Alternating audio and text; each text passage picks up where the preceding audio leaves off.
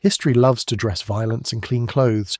It prefers banners snapping in the wind, steel flashing in sunlight, and brave men choosing death for honour. That version of medieval warfare is a story told by people who were never forced to stand in a line and wait to be crushed. The truth was uglier, quieter, and far more merciless. Medieval war did not begin with a heroic decision. It began with interruption.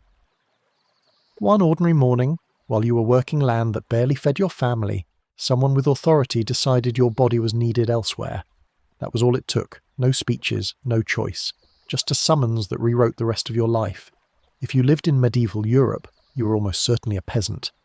That meant your entire existence revolved around survival. Planting at the right time, harvesting before the weather turned, repairing tools instead of replacing them, counting every scrap of food through winter. Your life was narrow, exhausting and fragile, but it was familiar. Then came the knock. Not a polite visit, a demand. The Lord's representative, often backed by armed men, arrived to remind you of an obligation you had never agreed to but were bound by nonetheless. Military service was not a profession you entered. It was a debt attached to your birth. This system was called obligation, though nothing about it was mutual. Every able-bodied man was expected to serve when called. The age limits were flexible when desperation set in. If war was going badly, boys were taken early and old men late. Your personal circumstances were irrelevant. Crops in the ground, children dependent on you, a sick wife. None of it mattered. The numbers were what mattered. Armies needed bodies to fill space, absorb blows, and die in sufficient quantity to achieve political goals far above your understanding. You were not asked whether you wished to go. You were told when and where to appear, usually within days. Failure to comply was treated as betrayal. Running was not an option in the way modern people imagine it. Medieval communities were small and interconnected. There was nowhere to disappear to. Even if you managed to hide yourself, your family remained behind as leverage. Punishment did not stop with the individual. Land could be seized. Children could be sold into service. Relatives could be conscripted in your place. Sometimes the punishment was public and final. Execution followed by confiscation, designed to make an example that would echo through every nearby village. So you went. Not because you believed in the cause, but because the alternative destroyed everyone you loved. You joined hundreds of others converging on a designated gathering point, all wearing the same expression: fear carefully buried under resignation. Some faces were familiar, neighbours, men you had shared harvest with. Others were strangers from villages you had never visited. You would soon be expected to trust these men with your life, despite knowing nothing about them except that they were just as unprepared as you were. Among the crowd were a few who stood apart. Professional soldiers, men who had been fighting since youth, mercenaries who sold their skills to whoever paid. They were rare, perhaps 1 in 10. They carried themselves differently. Their equipment was better, their confidence unsettling. They knew what was coming. The rest of you did not. You were farmers and labourers handed weapons and told to behave like soldiers. Whatever training you had received amounted to gestures rather than preparation. A few drills, a shouted lecture, a spear placed in your hands once or twice a year, usually followed by drinking and laughter meant to mask the underlying dread. Those drills were supposed to prepare you for battle. They did not. They existed to satisfy legal expectations, not practical ones. Villagers rarely had enough proper weapons for training. Old spears, broken bows, advice passed down by men whose own experience might have been decades old. You learned how to stand in a line, how to point the sharp end away from yourself, how to listen when someone shouted. You did not learn how to kill. You did not learn how to survive being attacked by trained men who wanted you dead. As the assembly grew, the reality of the army became clear. This was not a unified force. It was a collection of groups dragged together by obligation and money. Each noble brought his own followers. Each group answered to its own commander. Coordination existed in theory, not practice. Rivalries simmered beneath the surface. Some lords were loyal. Others were compliant only when it suited them. Orders passed down through layers of authority, losing clarity at every step. When confusion came later, and it would, this structure would fail you completely. The men who commanded you did not see you as equals. To many of them, you were not soldiers at all, you were weight. A mass meant to fill gaps, take hits, and make formations look impressive. Some nobles understood the cost being paid on their behalf. Many did not. To them you were expendable. If you died, another could be taken from the next village. The land would keep producing replacements as long as there were people left to farm it. There were others among you as well. Men released from prisons in exchange for service. Criminals offered survival instead of punishment. Murderers, thieves, men who had already crossed lines most people feared. They stood beside you now, sharing your ration bread, gripping weapons with hands that had already learned to hurt others without hesitation. In battle, they would not freeze the way you might. That should have been comforting. It was not. What you brought with you as equipment reflected your place in the world. Most peasants arrived carrying tools repurposed into weapons. Hooks once used for harvesting crops, axes meant for wood, hammers from workshops. If you were fortunate, you had a spear. Spears were cheap, effective, and required little skill to use badly. Point forward, keep distance, hope the man in front of you died first. That was the extent of the instruction. Armour was beyond reach. Anything that could reliably stop a blade cost more than years of labour. A simple mail shirt represented a fortune. Plate armour belonged to a different world entirely, so you wore what you had. Wool tunics, linen shirts, leather, if you were lucky enough to own any. Some men stuffed their clothing with rags or straw, creating crude padding that might slow a cut just enough to matter. Others wore nothing different at all. Helmets, when they existed, were improvisations. Pots tied to heads with straps. Boiled leather shaped into something vaguely protective. Ridiculous-looking solutions born of desperation. They offered minimal safety, but minimal safety was better than none. You accepted the absurdity because the alternative was an unprotected skull-meeting iron. As days passed and the army finished assembling, reality settled in. Food was already scarce. The systems meant to supply you were unreliable and corrupt. Bread was coarse and barely edible. Water was questionable. Hunger became constant, gnawing at you before the fighting had even begun. You could feel your strength slipping before you had taken a single step toward the enemy. The professional soldiers watched you with thinly veiled contempt. They knew what would happen. They had seen it before.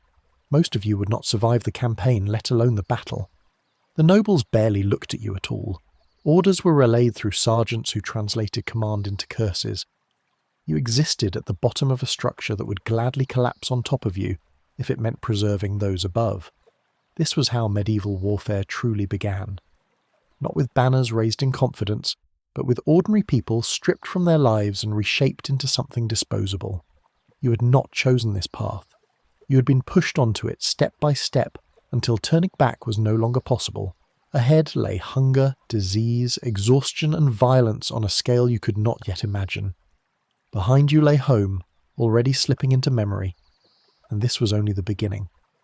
Once the gathering was complete, the illusion that you had joined something organised dissolved quickly. What stood before you was not an army in the modern sense, not a disciplined machine built for coordinated violence. It was a loose mass of human beings pulled together by obligation, fear, money and coercion. The banners suggested unity. The reality beneath them was fragmentation. Each cluster of men belonged to someone different, answered to someone different, and trusted almost no one outside their immediate group. You had stepped into a structure that barely held itself together, let alone promised protection to the people trapped inside it. You learned quickly that medieval armies were not built around shared purpose. They were built around hierarchy. At the top sat the king or great lord who had declared the campaign. His concerns were strategic, political and personal. Land, power, inheritance, reputation. Below him were layers of nobles, each with their own priorities. Some wanted favour, others wanted revenge, many wanted profit. Very few cared about the fate of the men filling the ranks beneath them. Orders travelled downward through this hierarchy, filtered by pride, rivalry, and incompetence. By the time those orders reached you, they often made little sense, but disobedience was unthinkable. The men closest to you were not comrades in any meaningful sense. They were neighbours of circumstance. Some came from nearby villages and spoke in familiar accents. Others came from regions you had never visited, carrying dialects so thick you could barely understand them. In some cases you shared no language at all. Gestures and shouted guesses replaced communication. Trust, which combat depends on, had no foundation here. You did not know if the man beside you would hold his ground, or run at the first sign of danger. You did not know if he would protect your flank or leave you exposed to save himself. Among these strangers were people you would never have chosen to stand next to, men whose pasts were written on their faces, scars that spoke of violence long before this war, eyes that did not flinch when weapons were drawn. These were the criminals folded into the ranks, released from confinement in exchange for service. The logic was simple. Better to risk their lives against the enemy than spend resources keeping them imprisoned. Some of them fought fiercely, others were unpredictable. You had no way of knowing which was worse. The professional soldiers moved differently among you. Men-at-arms and mercenaries walked with confidence earned through repetition. Their weapons were maintained properly, their armour fit. They spoke with the casual familiarity of people who had already accepted the nature of their work. To them, battle was dangerous but comprehensible. To you, it was an approaching unknown. They watched the peasant levies with detached resignation. They had seen this pattern before. They knew who would die first. Training, such as it was, revealed the depth of your unpreparedness. There were no weeks of drilling, no systematic instruction. Formations were explained in rushed demonstrations. You were shown where to stand, not how to survive. Sergeants barked commands without patience, assuming obedience could replace understanding. When mistakes were made, punishment followed immediately. Pain was the teaching tool of choice. Learn quickly or suffer publicly. The weapons you carried felt heavier with each passing hour. Tools you had once used with familiarity now sat awkwardly in your hands. The weight was unfamiliar, the balance wrong. You practiced thrusting and swinging in empty air, imagining targets you hoped would never materialize. There was no confidence in your movements, only repetition born of anxiety. You knew instinctively that when the moment came, muscle memory would fail you. Armour, or the lack of it, became a shared topic of grim humour. Men compared their makeshift protections with bitter jokes. Someone had sewn extra layers into his tunic. Someone else wore a leather jerkin full of holes. A few had managed to acquire padded jackets, poorly stitched but better than nothing. These small differences mattered. Everyone knew it. No one said it aloud. The wealth gap between those who would lead and those who would die was visible in every rivet and missing buckle. Food distribution reinforced that hierarchy. The better-equipped units ate first and better. By the time rations reached the levies, they were diminished. Bread was coarse and stale. Ale was weak. Meat appeared rarely and vanished quickly. Hunger became a constant presence, dulling your thoughts and draining your strength. You learned to eat slowly, savouring what little there was, knowing it might be hours or days before you tasted anything again. Discipline was enforced through spectacle. Punishments were public and severe, designed not to correct behaviour but to terrify witnesses. A man who argued with an order might be beaten until he could no longer stand. Someone caught stealing from supplies could be flogged in front of everyone. Desertion attempts were treated as crimes against the entire force. Executions were deliberate and visible. The message was clear. Fear of your own side was meant to outweigh fear of the enemy. This atmosphere shaped how you viewed everyone around you. Trust shrank. Suspicion grew. Men guarded their belongings obsessively. Food, tools, and scraps of cloth became valuables worth fighting over. Arguments broke out over trivial things because everything felt scarce. Violence simmered just below the surface, waiting for any excuse to emerge. The army was not a brotherhood. It was a pressure vessel. As days passed, the realization set in that survival would depend less on bravery and more on luck and positioning. Being near the front was dangerous. Being too far back invited punishment. You watched how others positioned themselves during drills, subtly shifting to avoid the worst spots without drawing attention. These small acts of self-preservation became routine. Everyone was doing the same calculation. The march had not yet begun, but already men were failing. Illness appeared early. Fevers spread through crowded camps. Old wounds reopened under strain. A man who looked strong one day might be gone the next, carried away or left behind without ceremony. Death did not wait for the battlefield. It moved among you quietly, selecting without logic. You began to understand that the army was not preparing you for battle so much as consuming you in advance. Strength, morale, health, all eroded before the enemy ever came into view. This was not an accident. Medieval warfare assumed loss. The system was built to replace men, not preserve them. You were expected to endure until you could not, and then be replaced by someone else dragged from another field. At night, as you lay on hard ground among strangers, listening to coughing, murmured prayers, and the restless shifting of bodies, thoughts of home crept in uninvited. The life you had left behind already felt distant. The routines that once defined your days seemed unreal compared to the present discomfort. You wondered how long it would take before you forgot the sound of your children's voices or the shape of your fields in spring. You had joined an army, but you were not becoming a soldier. You were being reduced to a component in a system that measured success in distance marched and bodies spent. Ahead lay the road, the real test of endurance that would strip away whatever remained of your former life. The waiting was ending. Soon you would move. When the order finally came to prepare for movement, the word prepare felt like a cruel joke. Nothing about what you carried suggested readiness. Everything about it spoke of improvisation. You stood among hundreds of men adjusting straps, tightening knots, testing edges, each of you trying to convince yourself that what you held might be enough. Not to win, just to survive long enough for luck to intervene.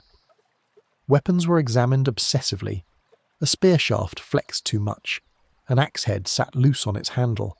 A blade dulled by years of agricultural use needed sharpening it would never properly receive. Men knelt in the dirt, rubbing stones along metal, hoping friction could replace craftsmanship. You watched sparks jump and wondered if they meant anything at all. Sharpness mattered, but so did strength, reach, and the ability to keep your footing when everything went wrong. No one taught you that. You learned it by watching the professionals, copying movements without understanding the reasons behind them. The reality was that most of what you carried had never been meant for this. A billhook designed for crops did not balance well when swung at a man. A woodsman's axe was heavy, slow to recover after a strike. Even spears, the most practical of peasant weapons, required coordination to be effective. Alone, a spear was fragile. Its strength lay in numbers, in walls of points that advanced together. But that required discipline and trust, both in short supply. Armour was the clearest marker of your place in the world. You could see hierarchy written in metal. Knights gleamed even in poor light. Mail shirts moved like liquid over their bodies. Plates overlapped with precise geometry. Helmets enclosed faces completely, transforming men into walking fortresses. Servants hovered nearby, adjusting straps, polishing surfaces, checking rivets. Every piece had been made for a specific body, maintained regularly, repaired when damaged. Their armour did not guarantee survival, but it dramatically improved the odds.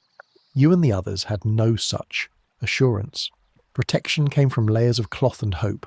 A padded jacket, if you were lucky, absorbed some force but left you sweating and stiff. Many wore nothing but wool and linen. The weight of damp fabric dragged at your shoulders. Movement felt restricted even before combat.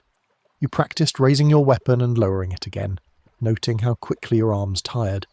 Fatigue would arrive long before fear had a chance to fade. Helmets, when present, were mismatched curiosities. Pots hammered into shape, leather caps hardened by boiling. A few battered iron skull caps passed down through generations. They pinched, slipped, and limited vision. Still, you wore them because the alternative was worse. You imagined the sound of metal striking bone and shuddered. Ridicule was preferable to a fractured skull. Footwear became a silent concern. Shoes were thin, stitched for fields, not roads. You pressed your toes against the leather, feeling how soft it already was. You had no spare pair. No one did. When these failed, and they would, your feet would meet stone, mud, and filth directly. You had seen men already limping before the march began. They would not last. Attempts at instruction continued in bursts. Sergeants demonstrated formations, shouting until their voices cracked. You learned where to stand, not why. You learned to close ranks, to keep shoulders touching, to move when the line moved. Individual initiative was discouraged. Thinking independently got you punished. Obedience was safer, even when it led you into danger, especially then. What passed for morale was maintained through noise, shouted encouragement, insults framed as motivation, threats disguised as discipline. You learned quickly that fear was the primary adhesive holding the army together. Fear of punishment, fear of disgrace, fear of letting down men you barely knew but would be judged by all the same. Honour was discussed in abstract terms, but shame was concrete and immediate. As preparations dragged on, hunger sharpened every emotion. Short tempers flared. Minor disputes escalated. A missing loaf of bread could lead to bloodshed. Guards intervened brutally when fights broke out, not to protect anyone but to restore order. Bruises and broken teeth were common. These injuries mattered. Every wound you took now weakened you later when weakness would be fatal. You began to notice how often men touched small personal items. A ring hidden beneath a tunic, a scrap of cloth tied around a wrist. Tokens of home carried into a place that did not care. These objects were checked repeatedly, fingers brushing them for reassurance. Proof that another life existed beyond this one. Proof that you had been someone else before being folded into this mass. Night offered no relief. Sleep came in fragments, interrupted by noise and anxiety. You dreamed of work left unfinished, fields unplanted, tools rusting where you had left them. You woke with your heart racing, unsure for a moment where you were. The camp never fully quieted. Someone was always coughing, praying, arguing, or crying softly into the dark. The smell of unwashed bodies and damp earth clung to everything. Rumours spread freely. Stories of enemy numbers, exaggerated victories, imagined horrors. Each retelling grew darker. You learned to listen without believing, but you could not stop hearing. Fear travelled faster than facts. It filled the empty spaces in your mind when exhaustion left you too tired to resist it. The professionals prepared differently. They checked tack and weapons methodically. They spoke quietly among themselves. There was no panic in their movements. They accepted risk without dramatizing it. Watching them was unsettling. Their calm made your own fear feel childish but also justified. They knew what was coming. Their behaviour suggested that what lay ahead was survivable only if you understood its rules. You did not. As dawn approached on the day of departure, the army shifted restlessly. Orders passed through the ranks. Final checks were made. The last chance to run passed unnoticed, buried under fatigue and inevitability. You adjusted your grip on your weapon, feeling its rough familiarity. You took inventory of your body, testing joints, stretching muscles already sore. You told yourself you could endure walking. You did not yet understand what walking would mean. When the march began, it did so without ceremony. No speeches, no music, just movement. Columns formed imperfectly. Men shuffled into place. Packs were hoisted with groans. The road ahead stretched farther than anyone could see. With the first steps, something inside you shifted. The waiting was over. Now there was only forward motion. The land swallowed the army quickly. Paths narrowed. Dust rose. Feet found uneven ground. The rhythm of walking settled in, relentless and indifferent. Conversation faded as breath became precious. Every step carried you farther from the person you had been, and closer to something you could not yet imagine. The illusion of readiness fell away with the first mile. You were not marching toward glory, you were marching toward attrition, and the road was already claiming its first victims. The march began quietly, which made it worse. There was no dramatic sense of departure, no clear moment where you could mark the end of one life and the beginning of another. The army simply started moving, and you moved with it because standing still meant being trampled or punished. At first, it felt almost manageable. The rhythm of walking settled in. Packs shifted against backs. Weapons knocked against hips. Boots struck earth in uneven cadence. You told yourself that walking was something you had done all your life. This surely you could endure. That illusion lasted a day. Medieval armies did not travel on roads in the way modern people imagine them. What passed for roads were rutted tracks worn into the earth by carts and animals, barely maintained, never paved. In dry weather they were hard, cracked and uneven. In rain they became something else entirely. Mud thick enough to pull at your legs, to steal energy with every step. Mud that filled your shoes, soaked your clothes, and turned walking into a continuous act of resistance. Each footfall became an effort. Each mile took longer than the last. You carried everything you owned, not because you wanted to, but because there was nowhere else to put it. A weapon that grew heavier by the hour, a blanket that barely qualified as one, a sack with food that was already dwindling, a bottle for water that was rarely full. Some men carried cooking pots, others carried spare scraps of leather or cloth, hoping they might be useful later. the weight pressed down on your shoulders and spine, compressing you slowly, relentlessly. By the end of the first week, everyone walked slightly bent forward, as if the earth itself were pushing them down. Distance was deceptive. The army moved perhaps 15 or 20 miles on a good day, less when terrain or weather turned against it. That number sounded reasonable until you lived it. 7 or 8 hours of walking without real rest. Short pauses where you stood in place, afraid to sit because standing back up would be agony. When the order to move came again, there was always a moment of hesitation, a collective tightening of resolve, before legs began to obey once more. Shoes failed early. They were never meant for this kind of abuse.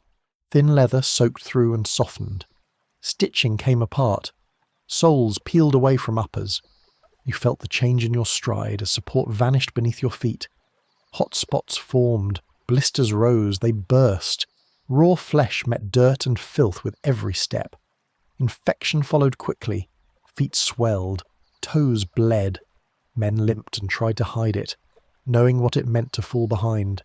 Sometimes a foot sank into mud so deeply that the shoe stayed behind. The sensation was sudden and humiliating. You stumbled forward, half barefoot, heart racing as you weighed your options. Stop the column to retrieve it and earn curses and blows, or keep moving and sacrifice your foot to stone and debris. Most men went back. They dug with bare hands, scooping thick mud until they found leather. They jammed swollen feet back into ruined shoes and ran to catch up, breath burning in their chests. This happened again and again, day after day, to everyone. Weather offered no mercy. Rain soaked wool until it became heavy and cold, pulling heat from your body. You walked shivering, teeth chattering, muscles stiffening with every mile. At night, you lay down in those same wet clothes because you had no alternative. They dried slightly against your body, only to become damp again by morning dew or another passing shower. Hypothermia did not require snow. Men collapsed in summer, their bodies unable to maintain warmth after days of being wet and exhausted. Heat was no kinder. When the sun burned high, sweat poured from you faster than you could replace it. Water sources were unreliable and often foul. Streams shared with animals, ponds thick with algae. Wells near villages that dumped waste nearby. You drank anyway. Thirst was more immediate than illness. Dehydration killed quickly. Disease took longer, but it always came. Insects followed the army like a living cloud. Flies coated everything. They crawled across faces, into mouths, into eyes. They gathered around wounds and waste, laying eggs wherever skin was broken. Mosquitoes rose at dusk in swarms, biting exposed flesh until arms and legs were covered in itching welts. Scratching with filthy hands led to infection. Redness spread. Abscesses formed. Pain became constant. Lice were universal. They lived in hair, in beards, in the seams of clothing. They bit relentlessly, leaving sores that never healed. Scratching became unconscious, a constant motion. With lice came fever. Typhus moved through the ranks like a curse. Men who had walked beside you one day were delirious the next, burning with heat, raving at things only they could see. They were avoided instinctively. Everyone knew what was coming. Within days they were dead and left behind, but the greatest enemy was filth. Dysentery destroyed armies long before battle ever did. Water and food contaminated by waste, hands never washed, bread swarming with flies. Once it took hold, your body betrayed you completely. Diarrhea came without warning, violently, repeatedly. You weakened by the hour as fluid left you faster than you could replace it. Your stomach cramped until you doubled over while still walking.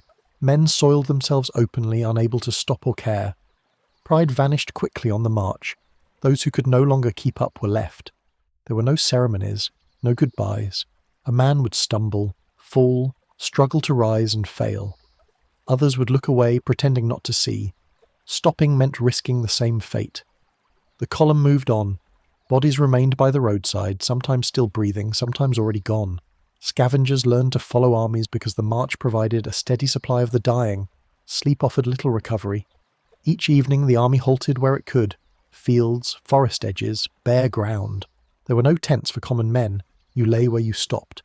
The earth pressed cold and uneven against your back. Stones dug into hips and shoulders.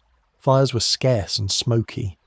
Guard duty rotated through the ranks. stealing what little rest might have been possible. Standing in darkness, exhausted, hungry, trying not to fall asleep, you listened to the night filled with coughing, groaning, and quiet despair. Morning came too soon every time. Muscles stiffened overnight and protested violently when you stood. Feet screamed in pain as weight returned to them. Breakfast, if it existed, was a scrap of bread and a swallow of water that tasted wrong. Then the order came again, and you moved because there was nothing else to do. As days passed, something inside you dulled. Fear did not vanish, but it changed shape. It became background noise, constant and exhausting. You stopped thinking in terms of weeks or even days. You thought in steps, in breaths, in small goals, like reaching the next pause without falling. Men began to dissociate, moving automatically, eyes unfocused, minds retreating inward to escape the misery of the body. Mental collapse was common. Some men began speaking nonsense. Others laughed at inappropriate moments. A few simply stopped responding, walking until they dropped. Nobody had words for this. There was no understanding of trauma or exhaustion beyond punishment and prayer. Those who broke were seen as weak or cursed. They were pushed aside and forgotten. By the time the army drew closer to enemy territory, it was already diminished, not by battle, but by the road itself. Disease, exposure, hunger, and exhaustion had claimed a third of the men in some campaigns. This was expected. Commanders planned for it. Losses on the march were accounted for in advance. You were surviving something that had been designed to kill you gradually. And still, the fighting had not begun. As the landscape ahead grew unfamiliar and scouts moved farther forward, the mood shifted. Conversations quieted, jokes disappeared. Everyone knew what waited at the end of this road. The march had stripped away strength, confidence, and identity. It had reduced you to a moving body clinging to survival. Soon, you would be asked to stand and fight in this condition. Sick, hungry, weakened, afraid. The road had done its work. By the time the march slowed and the army began operating closer to the enemy, it was clear that whatever strength remained was being held together by something fragile and temporary. This was the stage where command was supposed to matter most, where coordination and planning would turn exhaustion into purpose. Instead, what emerged was confusion layered on top of decay. Orders contradicted each other, timetables slipped, units arrived late or not at all. The structure that looked imposing from a distance revealed itself to be hollow. At the top, decisions were made far away from you. Councils of nobles gathered around maps that were often inaccurate or outdated, arguing over routes, timing, and prestige. These discussions were political as much as military. No one wanted responsibility for failure. No one wanted to cede authority to rivals. Compromise was rare, and when it happened, it was usually ineffective. The result was a plan that looked coherent on parchment and disintegrated the moment it encountered reality. Orders filtered downward slowly and unevenly. By the time instructions reached the lower ranks, they had been rephrased, misunderstood, or stripped of context. You were told to move, to halt, to change direction, often without explanation. Sometimes you marched for hours only to be ordered back the way you came. These reversals were demoralizing. They wasted energy you could not spare. They signaled to everyone paying attention that the people in charge were not certain of what they were doing. The nobles commanded their own contingents first and the army second. Loyalty was conditional. If an order threatened their men disproportionately or endangered their interests, it might be ignored or delayed. This was not treason in the medieval sense. It was politics. The king might be supreme in theory, but in practice power was distributed unevenly and exercised selfishly. When coordination mattered most, it often failed. Below the nobles were the professional soldiers, the men who understood warfare as a craft.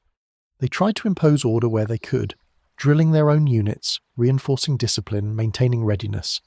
But they were outnumbered and lacked authority over everyone else.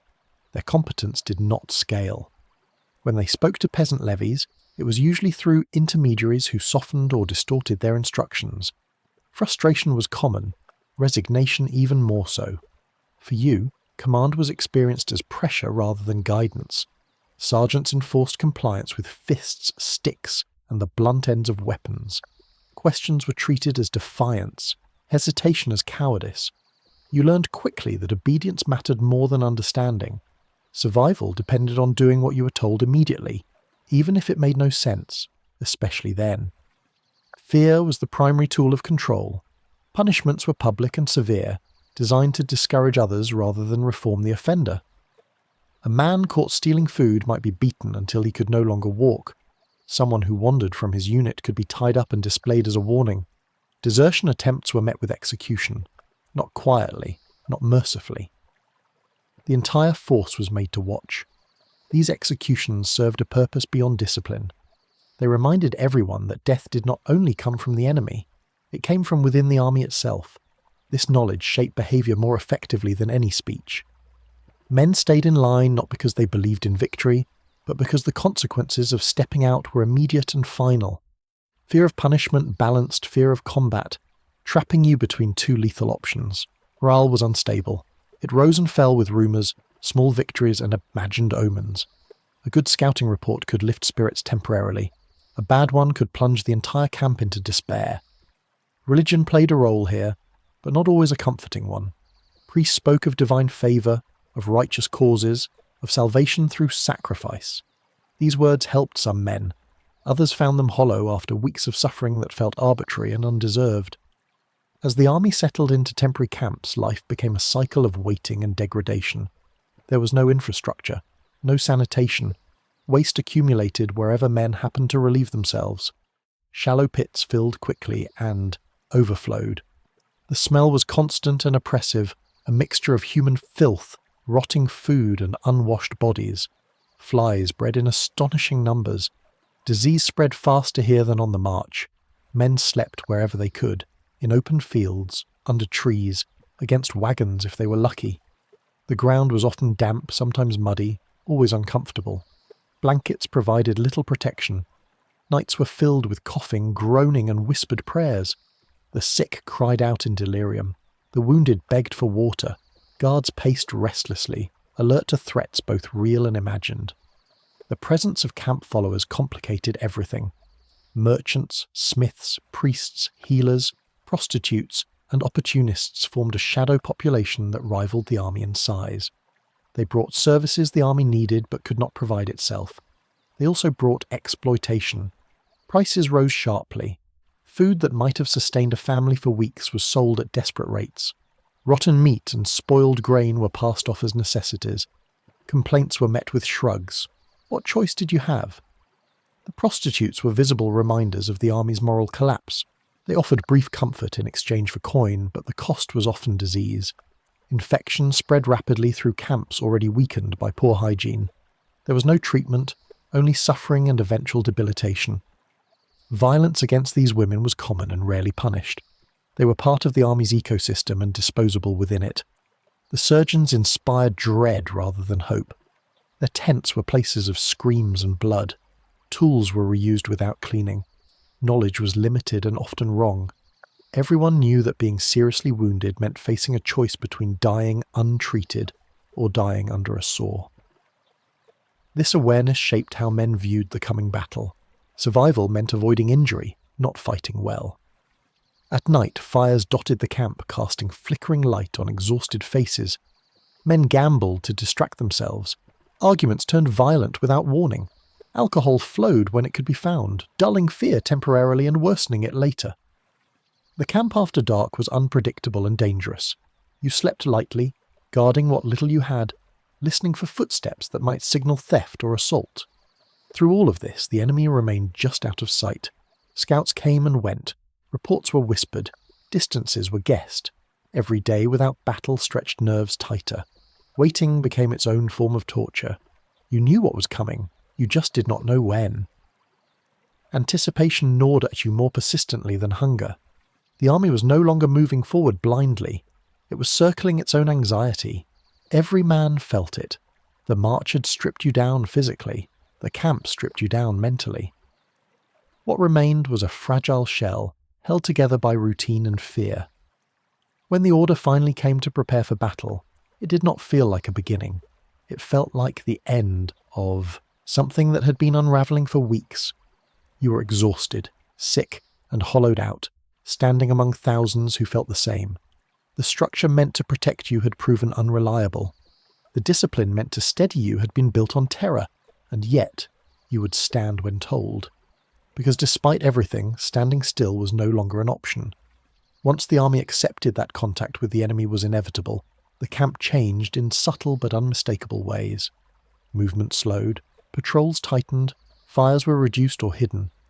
Noise dropped to a constant murmur, as if everyone sensed that being heard too clearly might invite disaster. The chaos of marching gave way to a different kind of strain, one that settled into the body and refused to leave. This was no longer the exhaustion of motion, it was the exhaustion of waiting. The camp itself became more rigid, not cleaner or safer, but more controlled. Units were arranged with greater attention to position. The professionals took the best ground. The levies were placed where they could be watched and directed. Paths between groups were marked by habit rather than design. You learned quickly where you were allowed to stand and where you were not. Crossing into the wrong area invited suspicion or punishment. Boundaries mattered now, even if they had been meaningless weeks earlier. Food distribution grew more uneven. Supplies were being conserved for the coming days, though no one said so openly. Portions shrank. Meals became infrequent. Hunger sharpened again, but this time it carried a different weight. You were no longer just hungry from travel. You were hungry knowing that your body would soon be asked to do something violent and demanding. Weakness felt dangerous now, not just uncomfortable. Men reacted to this knowledge in different ways. Some became quiet, withdrawn, conserving energy and emotion. Others grew restless, pacing the edges of camp, checking weapons repeatedly, unable to sit still. Arguments flared more easily. A careless word could provoke sudden anger. Everyone's nerves were exposed. The smallest irritation felt unbearable. The army was a collection of strained minds held inches from breaking. Weapons were inspected again and again. You ran your hands along wooden shafts, feeling for cracks. You checked bindings and knots with obsessive care. You tested the edge of your blade with your thumb and pulled back quickly, fearing even a small cut. Injuring yourself now felt unthinkable. There would be no chance to recover. Even a minor wound could mean being unable to stand when ordered, which carried consequences of its own. Armour, such as it was adjusted constantly. Straps were tightened, loosened, retightened. Padding was shifted to relieve pressure points. These small rituals were not about improvement. They were about control. In a situation where so much was uncertain, tending to what you could touch gave the illusion of agency. You watched others doing the same, each man locked into his own quiet preparation. Conversation drifted toward home more often now. Not openly, not sentimentally, but in fragments. Someone mentioned a field that would need planting soon. Another spoke of a child learning to walk. These comments hung in the air briefly before being swallowed by silence. No one responded directly. Acknowledging them too clearly felt dangerous, as if naming what you might lose could somehow hasten it. Religion returned to the foreground, but in a rawer form than before. Priests moved through the camp offering blessings, hearing confessions, reciting familiar prayers. Some men welcomed this, clinging to ritual as a source of stability. Others avoided it, unwilling to confront thoughts of death so directly. Faith, like everything else, fractured under pressure. It comforted some and unsettled others. At night, sleep became elusive. You lay on the ground, staring into darkness, mind racing despite physical exhaustion. When sleep did come, it was shallow and disturbed. Dreams were vivid and disjointed. You saw yourself running without escape. You saw faces without bodies. You woke suddenly, heart pounding, convinced for a moment that the attack had already begun.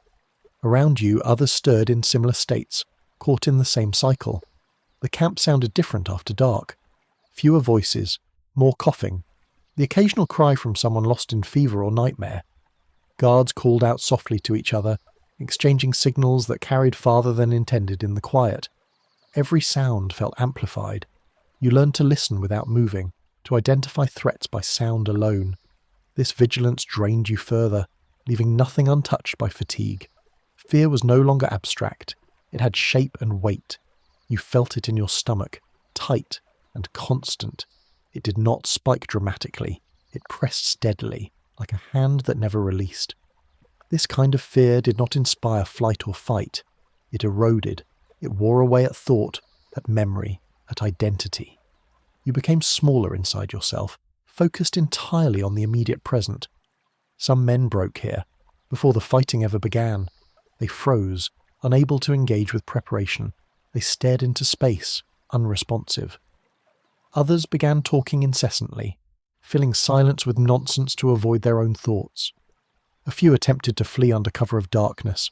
Most were caught quickly. The punishments were swift and brutal, carried out quietly but visibly enough to reinforce the lesson. There would be no escape. The presence of the enemy became more tangible. Scouts returned more frequently. Distances were spoken in hushed tones. You heard estimates of numbers, of formations, of terrain ahead. Each report sparked speculation and dread. You tried to imagine the enemy as men like yourself, but the abstraction refused to settle.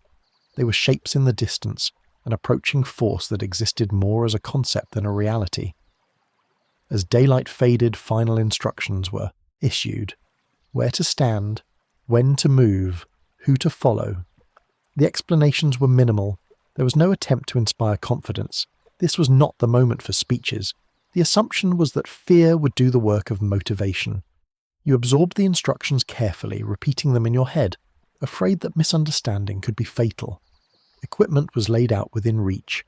Weapons rested beside sleeping bodies. Packs were adjusted for quick access. Shoes were loosened slightly to accommodate swollen feet. These practical details mattered now more than they ever had. There would be no time to correct mistakes once things began. You became acutely aware of your own body, the ache in your legs, the stiffness in your back, the shallow soreness in your chest from weeks of poor air and illness. You tested your grip strength quietly, clenching and unclenching your hands. They trembled slightly. You told yourself it was from cold or fatigue. You did not dwell on the alternative. When dawn approached, the camp did not stir with relief. It stiffened. Men rose slowly, silently. There was no laughter, no shouting. Even the habitual complaints faded.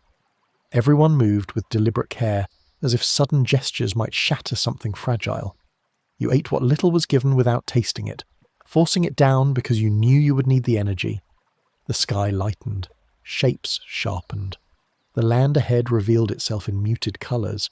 Somewhere beyond your sight, another group of exhausted men was doing the same thing, preparing to collide with you. This knowledge settled heavily in your chest. You were not unique. You were part of a pattern that had repeated countless times, with the same outcomes. As the order came to form up, you took your place in the line without thinking. Habit carried you forward. Training, inadequate as it was, asserted itself. You stood shoulder to shoulder with men whose names you barely knew, whose breaths you could hear, whose fear you could sense as clearly as your own. The ground beneath your feet felt solid, indifferent to what was about to happen. The waiting ended here. Whatever remained of your former life was sealed behind you. Ahead lay noise, movement, and violence that would erase all subtlety. The camp had stripped you down to something bare and functional. Now you would be tested in the only way this world recognized. The moment before battle was not dramatic. It was quiet, tense, and final. When the order to advance finally came, it did not arrive with urgency. There was no sudden rush, no shouted countdown. It came as a simple instruction passed down the line, stripped of emotion by repetition. Step forward. Close ranks. Hold position. You obeyed because obedience had become instinctive, not because you felt ready. Readiness was a concept that no longer applied. The formation took shape slowly, imperfectly. Men shuffled into place, adjusting their spacing by feel rather than measurement. Shoulder touched, shoulder. Elbows brushed fabric damp with sweat and fear. You could smell the man beside you, the sour mix of unwashed skin, old wool and sickness. Breath condensed faintly in the cool air, rising and disappearing as if the body itself were uncertain about remaining present. Weapons came up. Spears angled forward, axes and bills were gripped tighter. Shields, where they existed, overlapped awkwardly, leaving gaps no one could fully close. You were acutely aware of those gaps. They stared back at you like open wounds. You tried to shift to cover more space, but the line resisted change. Too much movement invited reprimand. Too little left you exposed. You settled into the only compromise available. The ground beneath your feet mattered now in ways it never had before. Slight slopes affected balance. Stones threatened ankles already weakened by the march. Mud clung stubbornly, ready to steal footing at the worst moment. You tested your stance, spreading weight carefully, knowing that falling meant more than embarrassment. A man on the ground was a man who would not rise again. Ahead of you, the enemy line became visible in fragments, shapes first, then colours, then movement. They looked much like you did from a distance, which was unsettling. You had expected something monstrous, something obviously different. Instead, you saw men standing as you were standing, holding weapons as you were holding them. This similarity did not comfort you. It removed the illusion that skill or virtue separated you from what was coming. Noise began to build, not from shouting, but from smaller sounds accumulating. The clink of metal, the creak of leather, the rhythmic thud of feet as units adjusted their positions. Somewhere farther down the line a man retched, the sound sharp and involuntary. No one commented. There was no room left for judgment. Commanders rode along the front or moved behind the ranks, depending on their courage and their calculation.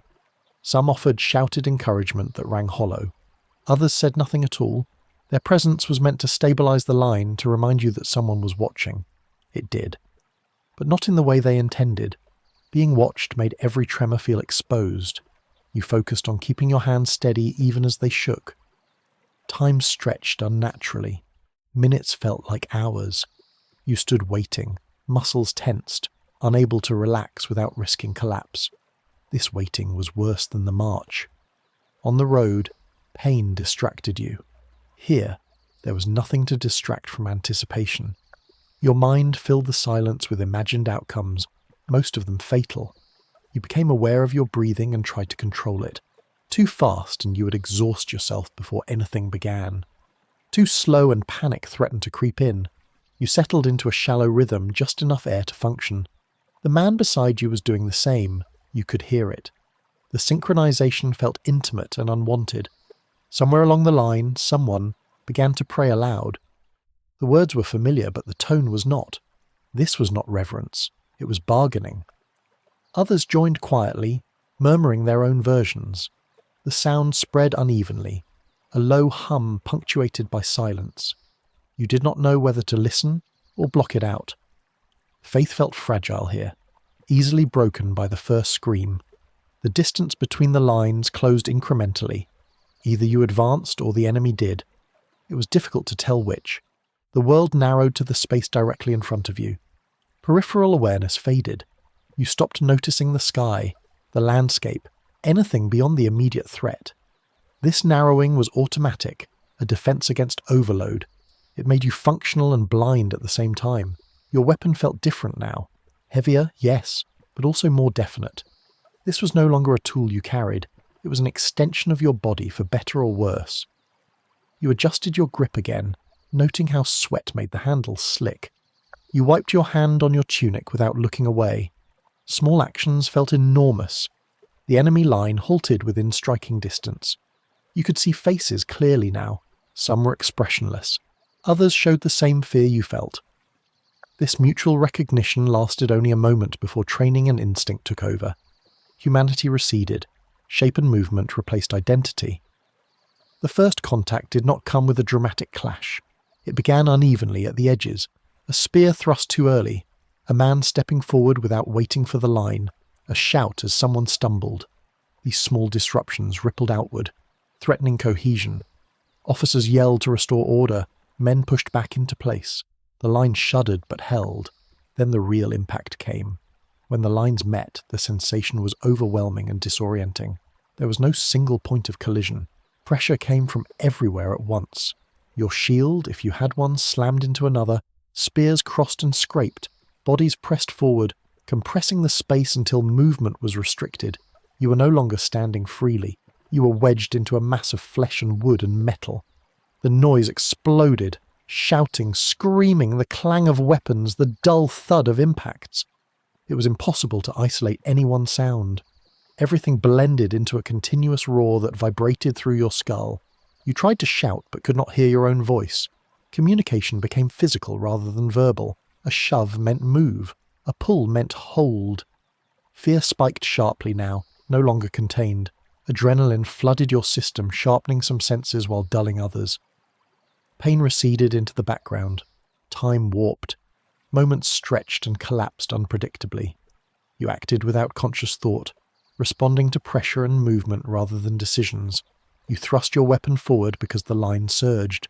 You pulled it back because resistance disappeared suddenly. You did not know if you had struck anything meaningful. You did not look. Looking required attention you could not spare. Your focus narrowed to keeping your footing and maintaining the space directly in front of you. Men fell. Sometimes they screamed. Sometimes they did not. When someone went down, the gap they left was immediate and dangerous. Others surged to fill it instinctively. You stepped forward over uneven ground and realized too late that the unevenness was a body. You did not stop. You could not. The thinness of the human body became horrifyingly clear. Cloth and flesh did not stop blades the way you had hoped. Weapons bit deep with little resistance. Bone cracked with sounds you would never forget. Blood appeared everywhere, dark and slick, making footing treacherous. It coated hands, weapons, faces. It blurred vision and clogged fabric. You became aware of your own vulnerability in flashes. A spear sliding past your shoulder close enough to graze cloth. A blade glancing off wood inches from your fingers. Each near miss sent a jolt through you, a reminder that survival was temporary and arbitrary. Skill mattered, but chance mattered more. Fatigue returned with brutal speed. The march had drained you, and now exertion piled on top of it. Muscles burned. Breath came ragged. Your arms felt heavy, unresponsive. You adjusted your stance to conserve energy, leaning into the press, letting the mass support you when possible.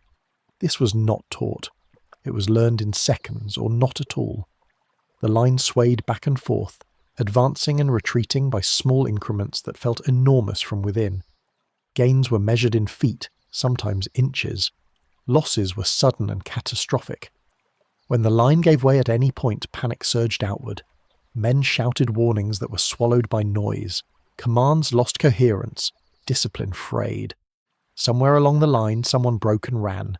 You did not see him, but you felt the change. Pressure shifted. A gap opened. Officers reacted immediately, trying to plug it, threatening, striking, dragging men back into place. The fear of collapse was constant. Everyone knew what happened when a line broke completely. You fought not to win, but to avoid being the weak point. Every action was driven by that single imperative. Hold, endure. Do not be the one who gives way. The idea of victory felt abstract and distant. Survival narrowed your goals to the next few seconds. As the struggle continued, something inside you went quiet. Thought receded further. Emotion flattened. You entered a state of mechanical action, responding without reflection. This was not courage. It was overload. Your mind protected itself by shutting down anything unnecessary. You did not know how long this lasted. Minutes, hours. Time had lost meaning. All that existed was pressure, noise, and the relentless demand to keep standing. Somewhere in the chaos, men were dying in numbers you could not comprehend. Somewhere, decisions were being made that would determine the outcome of the day. None of that reached you. For you, the battle was reduced to the space of a few feet and the thin margin between standing and falling. And you understood, with a clarity that cut through everything else, that if you fell here, you would not get back up. The moment the line failed did not announce itself clearly. There was no trumpet blast marking collapse, no universal signal that told you the structure had given way. It began with imbalance. A pressure that should have been met was not. Resistance softened, then vanished entirely in one direction. You felt it through your feet before you understood it with your mind. The mass that had held you upright for so long suddenly shifted, and with it came a dangerous freedom. Someone nearby screamed a warning, but the sound was swallowed instantly. Another man surged forward expecting support and found nothing. He stumbled, recovered briefly, then vanished beneath the movement of bodies. The line tried to correct itself, but correction required coordination that no longer existed. Orders were still being shouted, but they arrived too late and meant too little. The system that had kept men facing forward collapsed in seconds. Once a section broke, panic spread faster than any command ever had. Fear moved laterally through the ranks, leaping from man to man without regard for loyalty or discipline. You felt it hit you like a physical force. The careful balance you had maintained shattered. Survival instincts that had been suppressed by formation and threat of punishment surged to the surface, overwhelming everything else. Running began as an individual act. A man turned, another followed, then several more. Each departure made the remaining position weaker, encouraging the next. Officers attempted to intervene, striking, grabbing, shouting. Some succeeded briefly, most were ignored. Authority dissolved when it could no longer guarantee safety. The calculation changed instantly. Standing meant death. Movement offered a chance, however slim. The transformation was immediate and terrifying. Men who had stood shoulder to shoulder moments earlier became obstacles. The discipline that had forced you to hold your ground was replaced by urgency to escape. You were shoved from behind, not maliciously but desperately. Someone stumbled into you, knocking you sideways.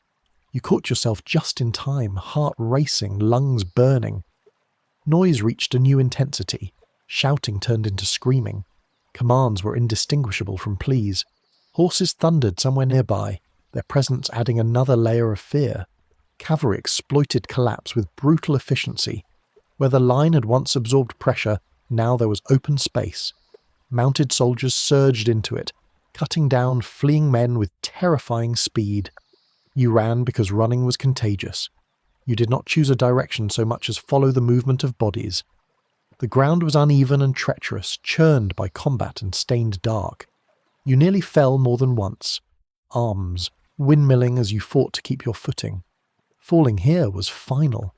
You had seen what happened to men who went down during the fight. The same rules applied now. Weapons became liabilities. Spears caught on bodies. Long shafts tangled with others. Men abandoned them instinctively, letting them drop without hesitation. You hesitated only a moment before doing the same. Survival outweighed obligation. You gripped whatever remained in your hands more lightly, ready to let go if it slowed you. The enemy did not pursue uniformly. Some chased relentlessly. Others stopped to kill those who had fallen. Some turned to loot immediately, stripping armor and valuables from the dead and dying. This inconsistency made the chaos worse. You could not predict what would happen next. A path that seemed clear could suddenly become deadly. You reacted moment by moment, guided by instinct rather than thought. Your breath came in harsh, ragged gasps. The exertion of combat combined with the sprint overwhelmed your body. Muscles screamed in protest. Your chest burned. Vision narrowed to a tunnel, edges darkening. You tasted iron and bile. Still, you ran. Pain no longer mattered. Exhaustion was ignored. The only thing that mattered was distance. Around you, the rout spread in waves. Units dissolved entirely. Banners went down, trampled into mud. Men discarded shields, helmets, anything that made them slower. The ground became littered with the remnants of the army that had marched so far to reach this point. Each discarded item marked a decision made under extreme pressure. Some men tried to regroup, forming smaller clusters to resist pursuit. You saw them briefly, a handful turning to face the enemy, desperation etched on their faces. Sometimes it worked. Sometimes they bought enough time for others to escape. More often they were overwhelmed quickly. Their courage did not change the outcome. It only changed how long it took. The cavalry was relentless where terrain allowed it. Horses crashed through fleeing masses, riders striking downward with practiced ease. A man on foot could not outrun them on open ground. Survival depended on reaching obstacles. Woods, marshes, narrow paths, anything that broke up momentum. You angled toward cover without consciously deciding to do so, drawn by the instinctive knowledge that open space meant death. You plunged into uneven terrain, branches whipping at your face, roots threatening to trip you. The chaos followed you, but its shape changed. The tight press of bodies gave way to scattered movement. You heard pursuit behind you, but it was less concentrated now. The forest absorbed sound and motion, offering concealment as well as danger. You slowed only when your legs refused to continue at full speed. Each step sent pain through joints already damaged by weeks of marching and fighting. You stumbled, caught yourself on a tree, gasping. For a moment you considered stopping entirely. The thought terrified you enough to keep moving, albeit more slowly. All around you, men hid, fled, or died alone. The collective experience of the army fractured into thousands of individual struggles. There were no longer sides in any meaningful sense, only people trying to survive the immediate threat. You avoided others instinctively, uncertain whether they were friend, enemy, or simply another source of danger. When pursuit finally faded, it did so without ceremony. One moment you were convinced someone was behind you, the next there was only the sound of your own breathing and the forest settling back into uneasy stillness. You collapsed against a tree, sliding down until you sat on the ground, head in your hands. Shock set in quickly. Your hands shook uncontrollably. Your heart pounded erratically. Thoughts came in fragments, images replayed without order or context. You struggled to make sense of what had just happened. The battle had felt endless while it lasted, and impossibly brief now that it was over. The transition from structure to chaos had taken minutes. The consequences would last far longer. As awareness returned, so did pain. Cuts you had not noticed began to burn. Muscles cramped violently. Your throat felt raw from breathing hard and shouting. You checked yourself methodically, hands moving over your body, confirming that you were still whole, still alive. The realization brought no relief, only a strange numbness. You did not know where you were. You did not know who had won. You did not know whether the army still existed in any recognizable form. These questions felt distant and unimportant. Survival had narrowed your focus so completely that broader concerns could not penetrate it. Eventually you forced yourself to move again, deeper into cover, seeking distance from the field of slaughter. The sounds of battle were faint now, carried by the wind. You avoided roads instinctively, choosing harder paths despite the pain. You understood, without being told, that danger lingered long after the fighting stopped. The rout had ended the battle for you, but it had not ended the war. It had stripped away whatever illusions remained. Discipline, honour, unity. These concepts had collapsed under pressure. What remained was a brutal clarity. In the face of fear, structures broke. Men ran. Survival was individual, immediate and unforgiving. You had escaped the line and the slaughter that followed it, but escape did not mean safety. It meant entering a new phase of danger, one where you were alone, injured, and far from anything that resembled protection. The battle was behind you. The consequences were not.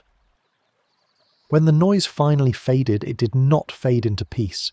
It collapsed into an unnatural quiet that felt heavier than the battle itself. The battlefield, which minutes earlier had been a living engine of movement and sound, now lay broken and uneven, breathing only through the groans of the wounded and the crackle of distant fires. Smoke drifted low, across the ground, blurring shapes and softening edges, turning bodies into silhouettes that looked almost unreal until you got close enough to see faces. Those who had run and survived scattered into woods, fields and ditches, hiding like hunted animals. Those who could not run remained where they had fallen. This was not a small number. It was the majority. Men with shattered legs, crushed ribs, punctured lungs, severed tendons. Men who had tried to stand and collapsed. Men who had been knocked down in the press and trampled until they could no longer move. They lay everywhere, tangled with the dead, indistinguishable at a distance. The wounded made sounds you would never forget. Not screams, not always. Many had no strength left for that. Instead, there were low moans, gasps, wet coughing as blood filled lungs, whispered prayers spoken to no one in particular. Some called out names, wives, mothers, God.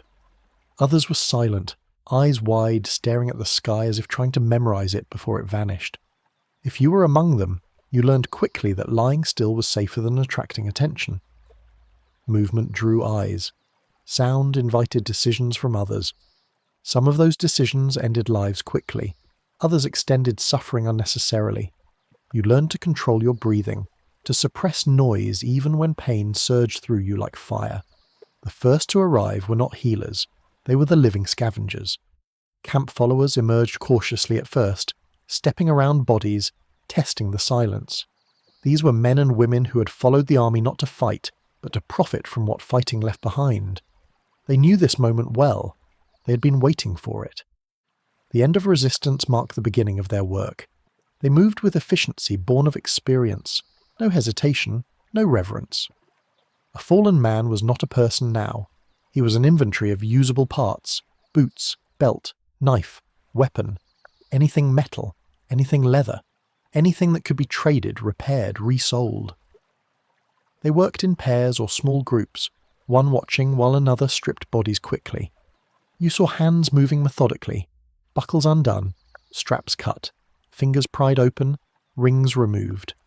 If swelling made removal difficult, the solution was simple and fast. Fingers were broken or severed without ceremony. Teeth were checked, mouths forced open. Nothing was overlooked. Some of the wounded begged. It rarely helped. A man pleading for mercy slowed the process. Silence was preferable. A knife across the throat was practical, not cruel in their minds. A living man could interfere. A dead one could not. They did not think of themselves as murderers. They thought of themselves as finishing what the battle had started. You watched someone move toward you and stop. You felt their eyes on your body, assessing value. Your stillness convinced them you were dead. They moved on. You did not breathe until they were gone. The field became a place of quiet, relentless activity. Bodies were rolled, stripped, discarded. Piles of equipment formed quickly, helmets stacked, swords gathered, armour sorted by quality. Even broken gear had worth. Metal was never wasted. Everything could be melted down, reforged, reused. Animals arrived soon after. Crows first, bold and impatient, landing on corpses even as humans still moved among them. Dogs followed, feral or abandoned, drawn by the scent. They circled warily, snapping and retreating, waiting for humans to leave before feeding in earnest. The wounded who remained conscious learned to fear footsteps more than silence.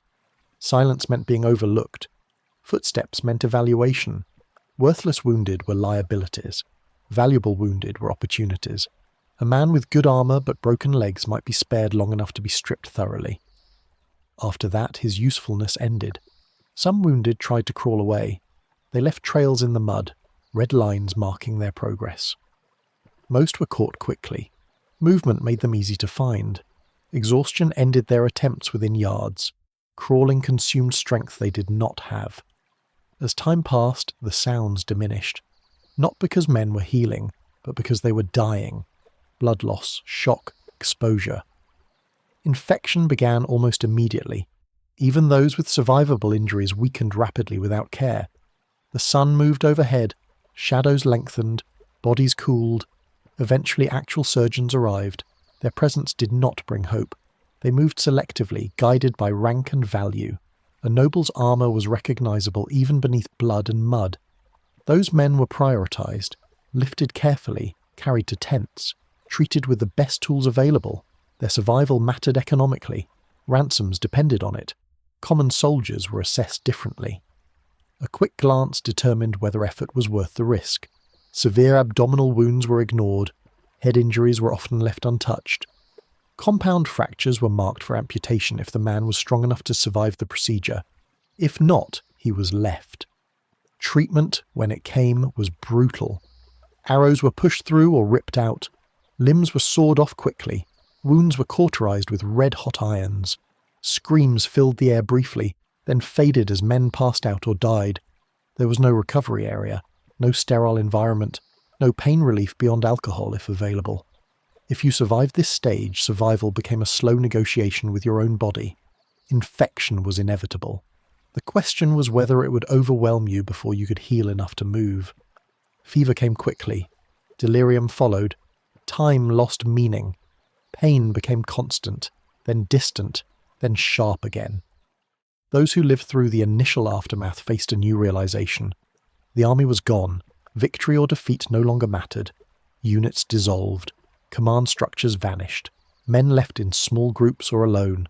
There were no supplies, no protection, no plan for the wounded. You were no longer a soldier in an army. You were an injured man in hostile territory. Those who could walk began leaving the field quietly, carrying what they could. Loot was not optional. Loot was survival. A better sword meant protection. Better boots meant fewer infections. Coins meant food later. You took what you could from those who would never need it again. The battlefield behind you continued to rot. The air thickened with the smell of decay. Flies multiplied rapidly. Water sources nearby became contaminated. Local villagers would suffer next, though they did not know it yet. Disease did not respect victory. As you moved away from the field, pain followed you like a shadow. Every step reminded you of what had happened and what might still happen. The battle was over, but its effects were just beginning to unfold. You had escaped death once more. Now you had to survive what came after. And for many that proved harder than the battle itself. Leaving the battlefield did not feel like escape. It felt like abandonment. Every step away from the field carried the weight of what had been left behind. Bodies unburied, voices silenced, lives reduced to debris. You moved slowly, not out of choice but necessity. Your body no longer responded to urgency. It responded to pain, stiffness, and a deep exhaustion that reached beyond muscles and into the marrow of your bones. The wounds you carried announced themselves more clearly now that adrenaline had drained away. Cuts burned, bruises swelled, joints locked unpredictably.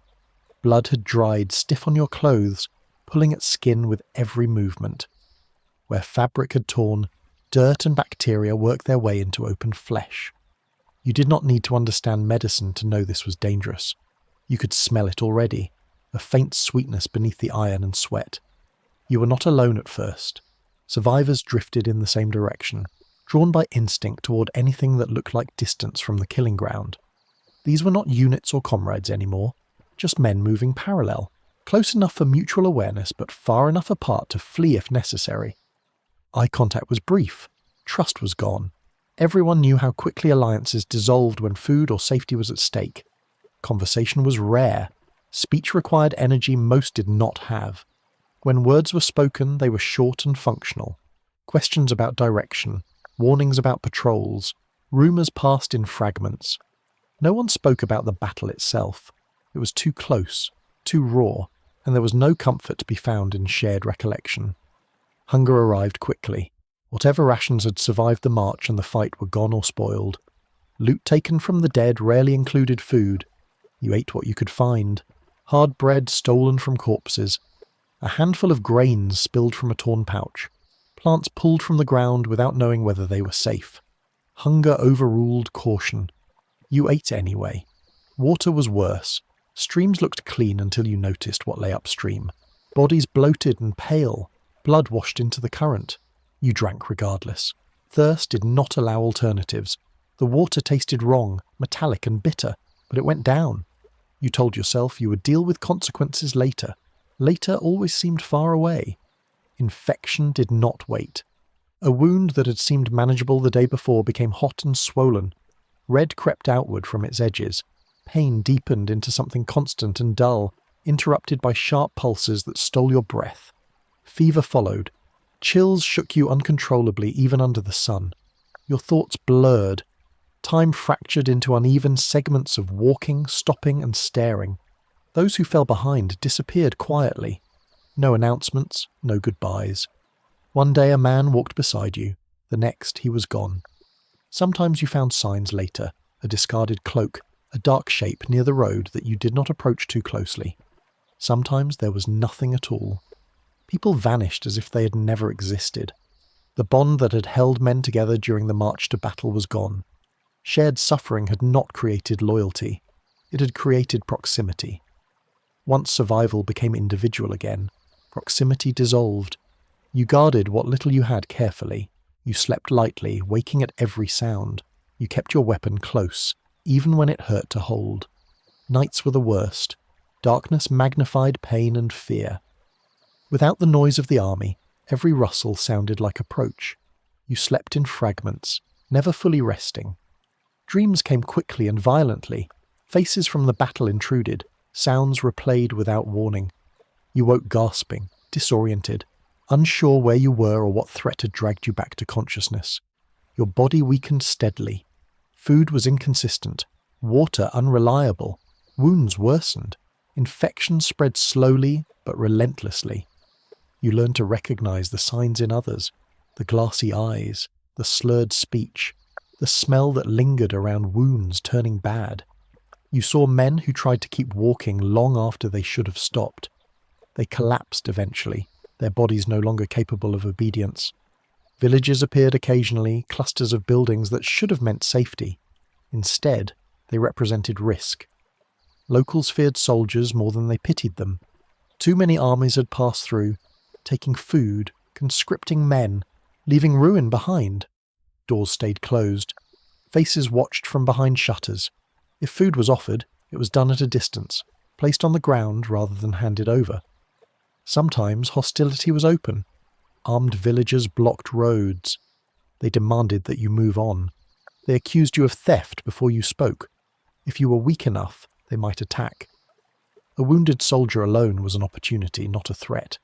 You avoided confrontation when possible, skirting settlements even when it meant longer, harder travel. Bandits filled the spaces armies vacated. Former soldiers, deserters, men who had learned violence and found no place for themselves afterward.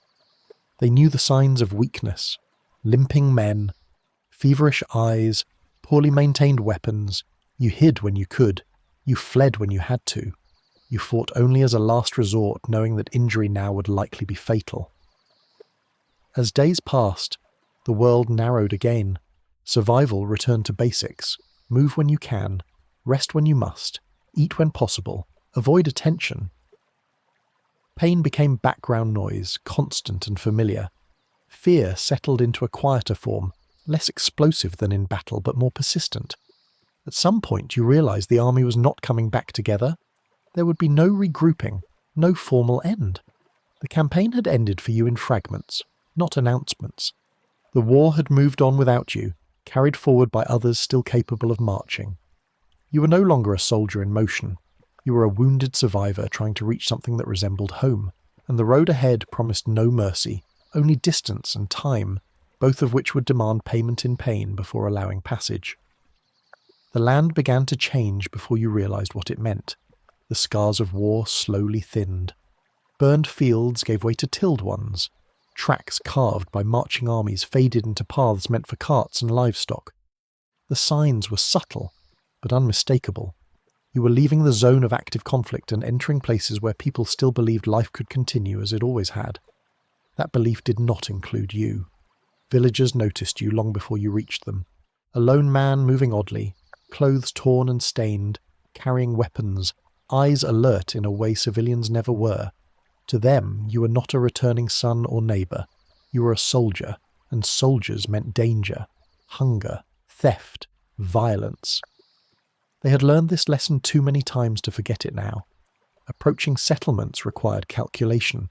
You did not walk openly down roads unless you had no choice. You watched from cover first, reading movement, listening for voices, gauging whether the place looked tense or merely wary. A quiet village was not always safe. Silence could mean preparation. When you did enter, you made yourself small. Weapons stayed sheathed or were left behind entirely. Hands were kept visible. Your posture softened deliberately, shoulders lowered, gaze indirect. You spoke slowly when spoken to, using familiar accents if you could manage it. You tried to sound like someone who belonged somewhere, not like a man shaped by marching and killing. Food, when offered, came with conditions. Eat and leave. Take nothing else. Do not stay the night. Charity existed, but it was cautious and limited. Bread was placed on fences or stones rather than handed over. Water was drawn and set aside. Eye contact was brief. Conversations were short and practical. Gratitude was expected, but closeness was not. Some villages refused you entirely. Gates closed. Dogs were released. Armed men gathered, not attacking but making their readiness clear. You learned to recognize this quickly and move on without argument. Insisting invited escalation. You were not strong enough to survive one. Fear followed you even where help existed. Children were pulled indoors when you approached. Women watched carefully, hands hovering near doors. Men positioned themselves between you and anything valuable. You understood why. You'd seen what soldiers did when desperate. You'd done things yourself you would not have imagined before the war. Your injuries made everything harder. The limp slowed you. The fever returned in waves. Some days you walked well enough to believe you might recover. Other days, every step felt like a negotiation with collapse.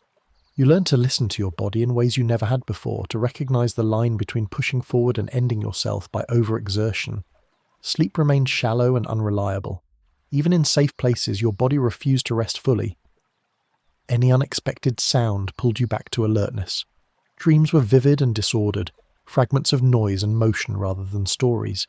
You woke tense, heart racing, hands clenching at nothing. Gradually, faces began to look familiar. Landmarks triggered recognition. A bend in a river, a line of hills, a church tower visible from a distance. Each sign brought relief and anxiety in equal measure. You were getting closer to home, but you were no longer certain what that meant. The man who'd left months earlier belonged to that place. The man walking toward it now did not feel like he fit anywhere. You carried memories that had no language in the world you were returning to. You had learned habits that would mark you as different even if you tried to hide them. When you finally crossed into land you recognized as your own region, the tension did not ease, it sharpened. Familiarity made expectations heavier. People here might know your name. They might remember who you had been. They would notice what you had become. News travelled faster than men. Word of battles, of losses, of devastation reached villages ahead of returning soldiers. Families already mourned. Some hoped, some feared. When people saw you coming, they searched your face for answers before you spoke. Who had lived? Who had died? You learned to answer carefully. Not every truth needed to be shared immediately. Not every question could be answered without reopening wounds, both yours and theirs. Sometimes silence was kinder. Your arrival in familiar territory did not feel like triumph. It felt like crossing another threshold, one no less uncertain than the battlefield had been. The danger was different now, quieter, but no less real. You were bringing the war with you, whether you intended to or not. The journey had not ended. It had only changed its shape. Home was close, and you were not ready for it. The first familiar roofline did not bring relief. It brought hesitation. You slowed without realizing it, feet dragging as if the ground itself were resisting. Your return. This place had existed in your thoughts throughout the march, the battle, the flight afterward. Yet now that it stood before you, solid and unchanged, it felt unreal. The distance between memory and reality was wider than the miles you had crossed. Someone saw you before you announced yourself. They always did. A neighbour paused mid-task, squinting, trying to place your shape against their recollection. Recognition came cautiously, like a door opened just a crack. Your name was spoken aloud, uncertain at first, then more firmly as others gathered. Surprise followed, then relief, then something harder to define. You were alive, but not as expected. Your family reached you last. They had learned not to run towards soldiers. When they finally did, the embrace was awkward, careful. Arms closed around you as if testing whether you were real, whether you would vanish if held too tightly. You felt their weight, their warmth, and for a moment the exhaustion you had carried loosened its grip. That moment passed quickly. Conversation followed, and with it the realization that survival did not mean return to normal. Questions came hesitantly. Where had you been? What had happened? Who had died? You answered what you could without describing what could not be understood. Names, places, outcomes. You avoided details instinctively, sensing that they would change how you were seen if spoken aloud. Your body told its own story. The limp drew attention. Scars did not stay hidden for long. The way you sat, always with your back protected, the way your eyes tracked movement automatically. These habits were noticed even if they were not named. People watched you differently now, measuring distance unconsciously. Work waited for you, unchanged and unforgiving. Fields needed tending. Tools needed hands. Routine offered structure, but your body resisted it. Strength was gone. Stamina unreliable. Pain intruded without warning. Tasks that had once been automatic now required focus and effort. Frustration followed quickly, sharp and unproductive. Sleep brought little rest. Nights were fragmented by waking and half-waking. Sounds carried meanings they no longer had. You rose before dawn often, unable to lie still, moving quietly through familiar spaces that felt subtly altered. The world had not changed, but you had, and the mismatch was constant. Faith offered no easy answers. Prayer felt different now, strained by contradiction. You had seen devotion on both sides of killing. You had heard the same assurances spoken with equal certainty by men who died believing them. Doubt settled, not as rejection, but as complication. Belief did not vanish. It hardened, became quieter, less comforting. Social life narrowed. You avoided gatherings when possible. Noise overwhelmed you. Laughter felt out of place, even offensive. Stories about harvests and disputes over land boundaries felt trivial, though you knew they mattered here. You struggled to respond, appropriately to match the emotional weight expected of you. Anger surfaced unpredictably. Small frustrations ignited disproportionate reactions. You recognized it as it happened but could not always stop it. Regret followed, heavy and immediate. Apologies felt inadequate, repeated too often to carry meaning. Children watched you carefully. They sensed the change even if they could not explain it.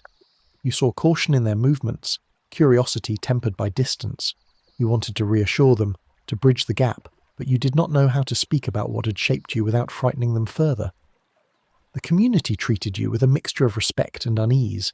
Survival carried status but also suspicion. You had seen violence closely. You had lived within it.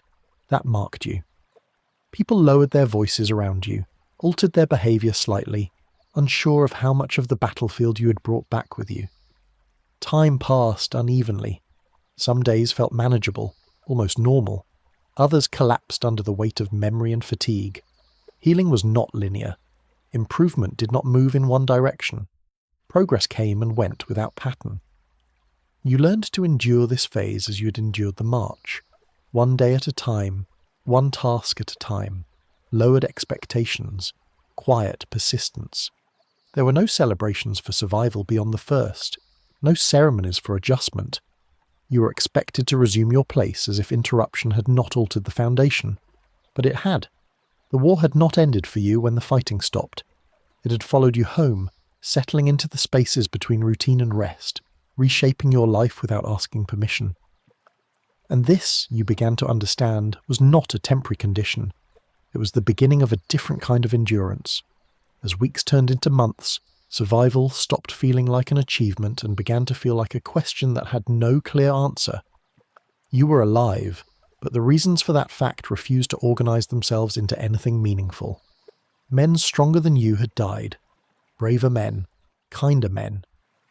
The randomness of it gnawed constantly, an unanswered accusation that followed you through every ordinary task. Guilt settled quietly, not dramatic or overwhelming at first, but persistent. It appeared in moments when you least expected it, while eating a full meal, while watching your children sleep, while standing in a field that had not been trampled by armies. Each comfort reminded you that others had been denied the same return. You replayed moments from the battle endlessly, searching for patterns that did not exist. Why that arrow missed you. Why that blow glanced instead of landed cleanly. Why you had stumbled backward while someone else had stumbled forward and died for it. You avoided the families of the dead at first, not out of indifference, but fear. Their grief felt heavier than your injuries. Every look seemed to carry an unspoken question you could not answer. Why? Him and not you. When you did speak to them, words felt insufficient, hollow against loss that would never be repaired. You offered what you could, labour, food, quiet presence, but none of it balanced the scale. Memories refused to stay in the past. They intruded into the present without warning. A smell carried you back instantly. Iron, smoke, wet earth. A sound could unravel an entire afternoon. Metal striking stone. Horses moving at speed, shouting in the distance. Your body reacted before your mind could reason. Muscles tightening, breath shortening, heart racing as if danger were immediate.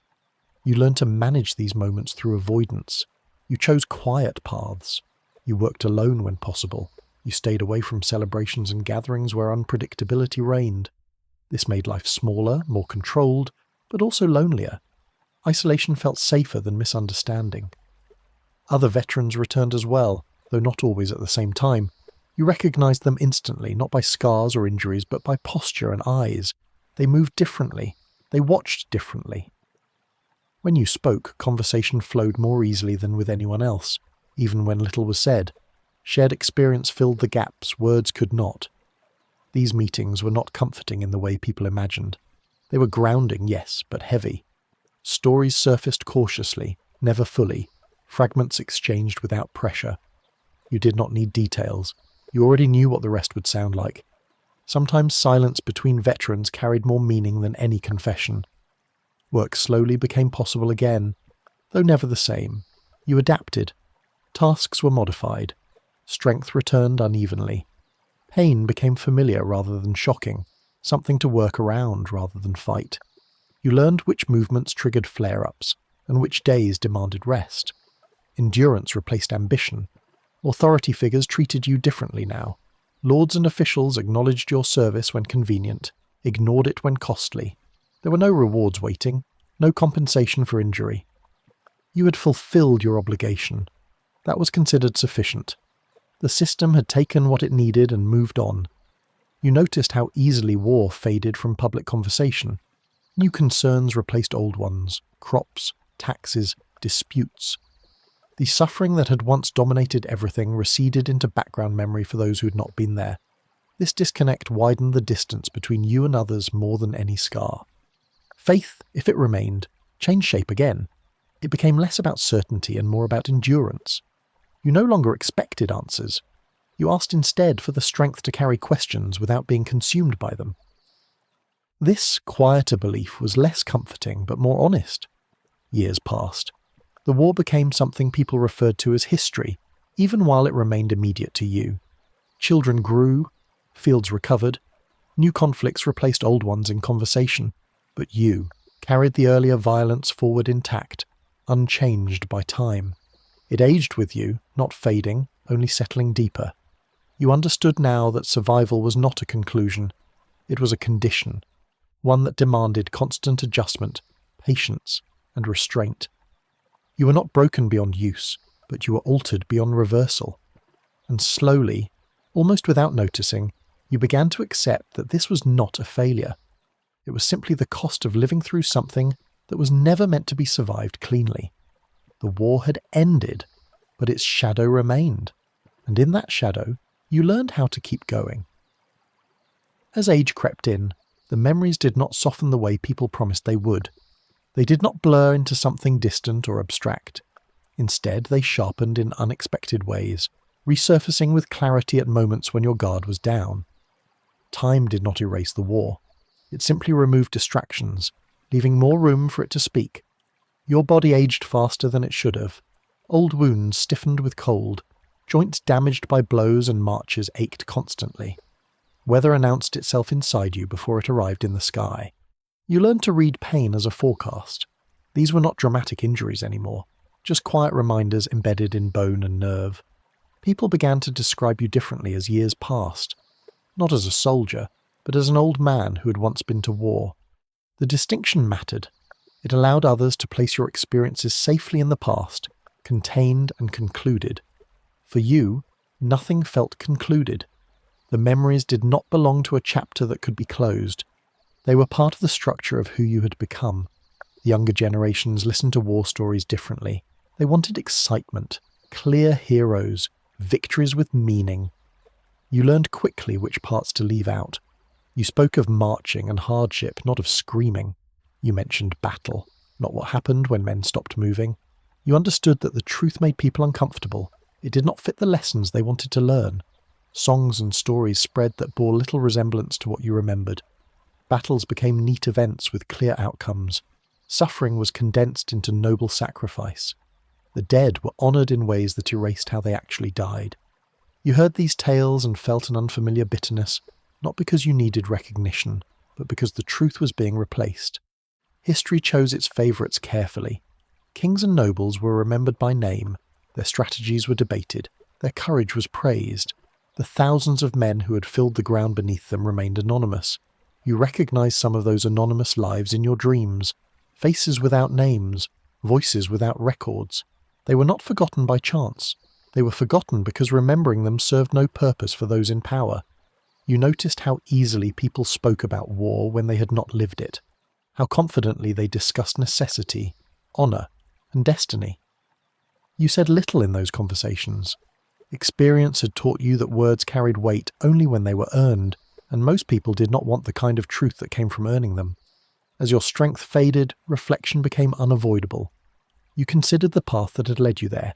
The knock on the door, the march, the battle, the aftermath. None of it had been chosen freely. Courage, you realized, had never been about desire. It had been about endurance, about continuing forward when retreat was not an option. You understood now why so many veterans disappeared quietly from records, why their lives blurred into background noise once they stopped being useful. Survival did not fit into triumph. Trauma did not fit into legacy. So history simplified, smoothing rough edges until only symbols remained.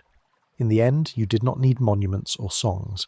What mattered was quieter, that you had lived, that you had endured something designed to destroy, that you had returned and continued despite damage that never fully healed, that you had raised children, worked fields, repaired what could be repaired, even when parts of you remained broken.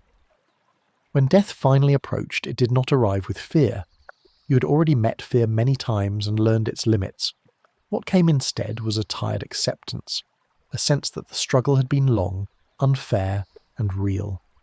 If there was any truth worth carrying forward, it was this. War was never what people said it was.